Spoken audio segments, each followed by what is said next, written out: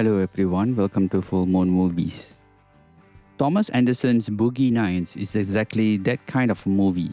Released in 1987, it isn't just a story about the adult film history of the late 1970s and 1980s. Instead, it's a sweeping ensemble piece about ambition, identity, and the fragility of human dreams. It's a film that wears the bravado of excess but beats with a surprising tender heart. At the center is Eddie Adams, better known by his industry name Dirk Diggler, played with a breakthrough intensity by Mark Wahlberg. Dirk is a young man from the San Francisco Valley whose life takes a radical turn when he is discovered by porn director Jack Horner, played with calm paternal gravitas by Burt Reynolds. Dirk's arc is classic rise and fall storytelling. The naive kid who becomes a star, intoxicated by fame and validation, only to spiral into self-destruction when the industry and his own ego push him too far. Wahlberg plays him with a mix of vulnerability and swagger, so much so that the audience, even when watching his downfall, still holds out hope that Eddie will find his way back. Now, the supporting cast elevates this film to something truly operatic. Julianne Moore is unforgettable as Amber Weaves, the maternal yet broken figure who cares for younger performance while battling her own demons of addiction and custody battles.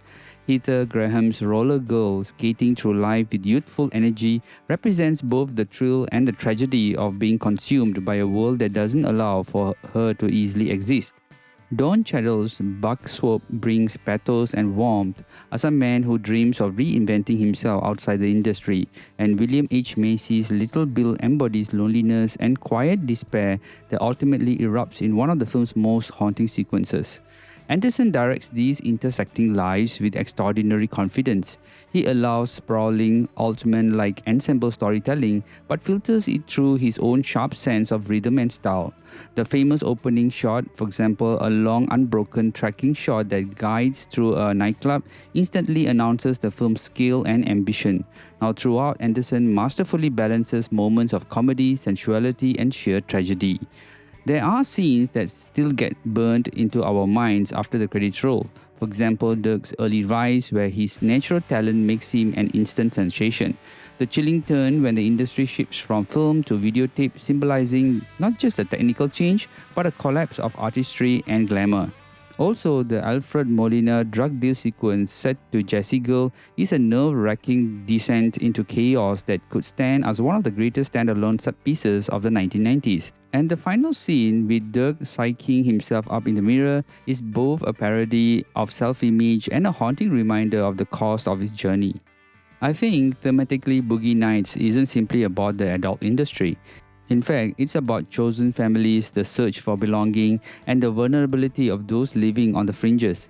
It asks the questions about how society treats those who entertain us, how quickly fame and validation can collapse, and whether redemption is possible once you burn through your youth of innocence. Now, there's also a running metaphor of performance, on screen and off, as every character wrestles with the gap between the public facade and the private longing. From a technical standpoint, the film is dazzling. Robert Elswit's cinematography captures the golden glow of California nightlife in the 1970s, drenched in warm colors and tracking shots that pull us into excess. The production design is meticulous, recreating the gaudy clubs and homes and sets of an era while showing their slow decay as the 80s roll in. Anderson's use of music, from disco classics to Rick Springfield, is both nostalgic and ironic, underscoring the highs and lows of the characters' lives. Now, of course, not all critics embrace Boogie Nights at release. Some dismiss it as an indulgence, sprawling and unnecessary explicit, questioning if Anderson glorified the industry he claimed to critique. Yet over time, the consensus shifted. It's now recognized as one of the defining American films of the 1990s, a masterclass in ensemble storytelling and a launching pad for Paul Thomas Anderson's career as one of the greatest modern auteurs. Financially, the film did well for a mid-budget drama.